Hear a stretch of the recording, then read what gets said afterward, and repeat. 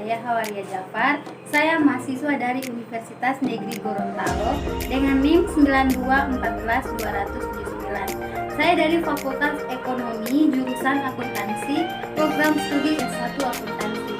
Nah, di sini saya akan menjelaskan beberapa materi akuntansi.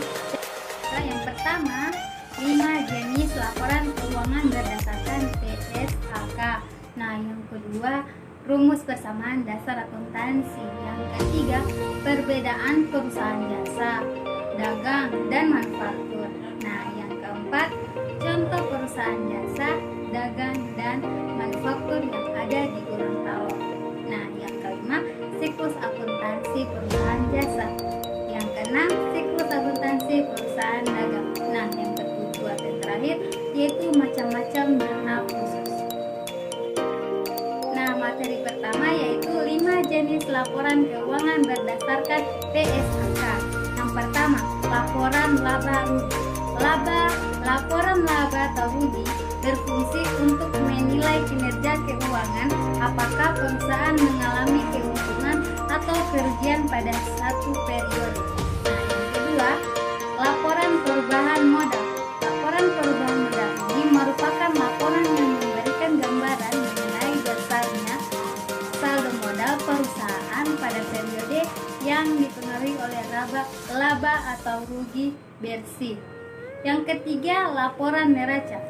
Nah, laporan neraca atau laporan yang digunakan dalam rangka menunjukkan seberapa besar aset, kewajiban, dan modal suatu perusahaan dalam periode waktu tertentu.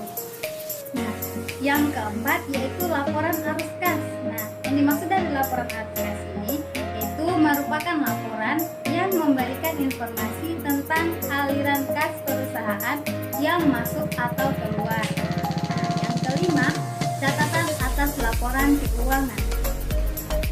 Yang dimaksud dari catatan atas laporan keuangan merupakan penjelasan dari laporan keuangan neraca, laba atau rugi, perubahan modal, dan arus kas perusahaan serta informasi yang berhubungan dengan operasional perusahaan. Selanjutnya, materi yang kedua yaitu rumus persamaan dasar akuntansi, yaitu harta atau aset sama dengan utang atau kewajiban tambah modal atau ekuitas. Nah, yang dimaksud dari harta sini adalah kekayaan yang dimiliki oleh pemilik perusahaan. Nah, yang utang adalah keharusan perusahaan untuk membayar kepada kreditur disebabkan adanya transaksi dan jangka waktu yang disepakati. Nah, yang ketiga yaitu modal. Modal itu adalah hak atas harta perusahaan. Baiklah, selanjutnya materi ketiga yaitu perbedaan perusahaan dagang, jasa, dan manufaktur. Perusahaan jasa tidak memproduksi dan menghasilkan barang atau suatu produk. Nah, sedangkan perusahaan dagang yang menjual produk atau barang persediaan kepada konsumen. Nah, kalau perusahaan manufaktur atau disebut juga pabrik merupakan perusahaan yang memproduksi bahan baku mentah menjadi produk setengah jadi ataupun menjadi produk jadi. Nah, baiklah, sekarang materi yang keempat yaitu contoh perusahaan dagang, jasa, dan manufaktur yang ada di Gorontalo atau di daerah kita tersendiri. Yang pertama, contoh perusahaan jasa, yaitu Maxim atau Transnasional yang baru-baru ini keluar. Nah, yang kedua, contoh perusahaan dagang. Contoh perusahaan dagang yang pertama, PT Wicaksana Overseas International. Nah, yang kedua, PT Perusahaan Perdagangan Indonesia Cabang Gorontalo. Nah, yang ketiga, contoh perusahaan manufaktur. Yang pertama, PT Harvest Gorontalo Indonesia. Yang kedua, PT Jasa Raharja atau Persero. Nah, yang ketiga atau yang terakhir yaitu Cipimina Sumber Makmur. Oke teman-teman, kita masuk ke materi yang kelima yaitu siklus akuntansi perusahaan jasa. Yang pertama, transaksi. Yang kedua, jurnal umum. Nah, yang ketiga, buku besar, buku pembantu, utang atau piutang. Nah, yang keempat, neraca saldo. Yang kelima, jurnal penyesuaian.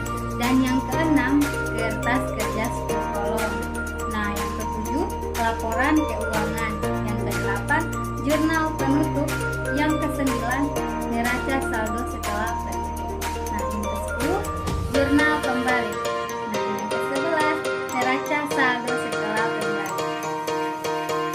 Selanjutnya kita masuk ke materi yang ke-6 ya, yaitu siklus akuntansi perusahaan dagang. Yang tadi kan siklus akuntansi perusahaan jasa. Nah, yang pertama, tahap pencatatan.